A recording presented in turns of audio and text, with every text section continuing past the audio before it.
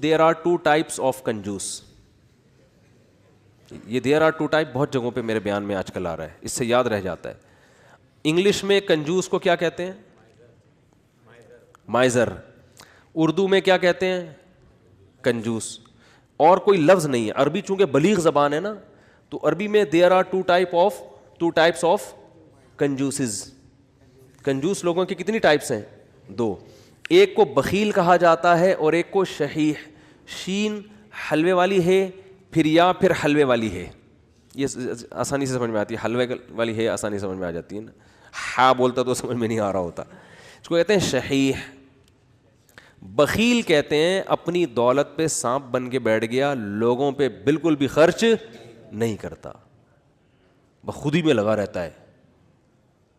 کنجوس شحیح یعنی شح کہتے ہیں کم بخت اپنے اوپر بھی خرچ نہ کر رہا ہو, ہے بھائی. ایک تو ہوتا ہے نا پبلک کے لیے سخی نہیں ہے, سارا بچا بچا کے خود ہی کھاتا رہتا ہے. جیسے وہ ایک کنجوس باپ تھا. یہ قصے جو پہلے سے بیان سن رہے ہیں انہوں نے بہت دفعہ سن لیے ہوں گے, نئے نئے لوگ آتے ہیں تو سنانے میں کوئی حرج نہیں ہے. عرب میں نا باپ دادا کی شاعری پہ فخر کا رواج بہت زیادہ تھا. باپ دادا کی شاعری پہ فخر کہ میرے ابا ایسے, وہ کہتے ہیں میرے ابا ایسے. تو ایک شاعر نے اپنے باپ کی سخاوت شاعری میں بیان کی اور مقابلہ جیت گیا کہ میرے ابا ایسے سخی, میرے ابا ایسے سخی, کبھی دسترخوان نہیں لپیٹا گیا ان کا, اور دیگ ہمیشہ چولہوں پہ جلتی رہتی تھی, اور لوگوں کا تانتا ایسی شاعری کی ہے کہ مقابلہ جیت گیا بھائی. ایک دن ایک بندہ اس کے گھر میں ملنے کے لیے آیا تو دیکھا کہ اس کا جو ابا ہے نا, جس کی سخاوت بیان کر کے یہ مقابلہ جیتا تھا, اس ابا کو دیکھا کہ بکری کے تھن سے منہ لگا کے دودھ پی رہا ہے. ٹھیک. اس نے بولا یار یہ آپ کے ابا کیا کر رہے ہیں؟ اس نے کہا اصل میں ابا میرے جو ہے نا, یہ جب گلاس میں دودھ نکالیں گے تو دھار کی آواز سن کے بچے آ جائیں گے دودھ مانگنے. اپنے ہی بچے ابا کے, دوسرے بھائی ہیں ان کے. تو میرے ابا کو یہ پسند نہیں ہے کہ یہ دودھ بچے پئیں, اس لیے بچوں کو آواز نہ جائے تو ڈائریکٹ تھنوں سے دودھ لگا کے پئیں.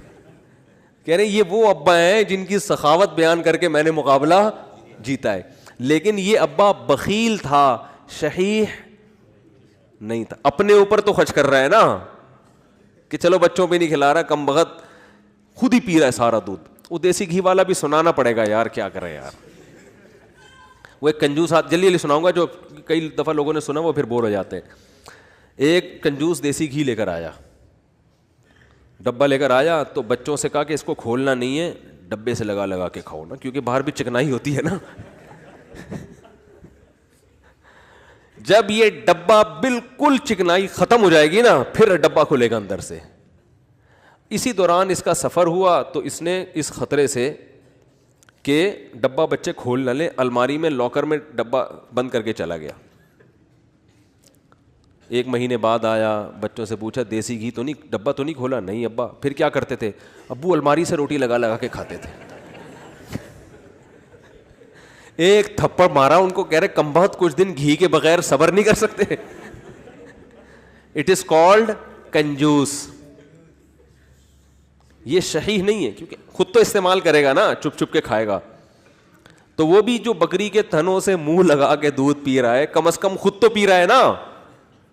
اور کنجوس کی جو سپرلیٹو ڈگری ہے وہ یہ ہے کہ خود بھی نہ پیے کہ دودھ کم نہ ہو جائے. تھنوں میں دودھ جمع ہوتے دھونے دے رہا ہے یار کہیں کم نہ ہو جائے, پھر دو قطرے نکالے کہیں سوکھ نہ جائے, بس اتنا. تو یہ آج معاشرے میں, پہلے تو ہم ان چیزوں کو لطیفہ اور مذاق سمجھتے تھے, لیکن جب آدمی چلتا پھرتا ہے نا, دیکھو ہم نے تو 8-10 سال علماء کے ساتھ گزارے, پبلک سے ہمارا ریلیشن ہی ختم ہو گیا تھا. جب مدرسوں میں گئے نا وہ سارے دوستیاں یاریاں چھوڑ گئی, بالکل ایک علماء صلحاء کے ساتھ بیٹھنا, ان کی سخاوتیں ہم نے اتنی دیکھی ہم حیران ہوتے تھے. جب پبلک میں دوبارہ جانا ہوا نا تو پھر ایک عجیب ماحول نظر آیا کہ یار یہ کیا ہو رہا ہے. تو ہم نے ایسے لوگ بھی دیکھے دوسروں پہ خرچ نہیں کرتے, اور ایسے بھی دیکھے جو اپنی جان پہ بھی خرچ کرنے کے لیے تیار نہیں ہے. بچاؤ بچاؤ بچاؤ بچاؤ. بھائی تو خرید لے گاڑی یار, کیا جا رہا ہے, اچھی گاڑی میں گھوم لے بھائی. تو اچھے لوگ بھی ملتے ہیں. ایک صاحب کا وزن ذرا زیادہ تھا, وہ گاڑی میں 2 سیٹیں بک کراتے تھے جب بھی بس میں جانا ہوتا نا. تو مجھے کہنے لگے یار میں تھوڑا سا بھاری ہوں تو مجھے چپک کے بیٹھنا پڑتا ہے, تو پچھلی آدھی سیٹ میں لے لیتا ہوں, ڈرائیور سے بولتا ہوں اس پہ 2-3 بندوں سے زیادہ نہیں بیٹھیں گے, میں ڈبل ٹکٹ دیا ہے. مجھے اچھا لگا, انہوں نے کہا یار سہولت کے لیے انسان پیسے کماتا ہے تو سفر تو تمیز سے گزر جائے نا. تو پیسے خرچ کرنا سیکھو اللہ کے بندو. جو کام پیسوں سے ہو سکتا ہے وہ خود نہیں کرو, ٹھیک ہے نا. جو اللہ نے اگر دیا ہے پیسہ, خود کچھ اور کر لو, پھر ٹائم بچاؤ اپنا. تو میری عادت پتہ ہے کیا ہے, میرے پاس اگر پیسے ہوتے ہیں تو میں اپنا ٹائم کو بچانے کی بڑی فکر کرتا ہوں.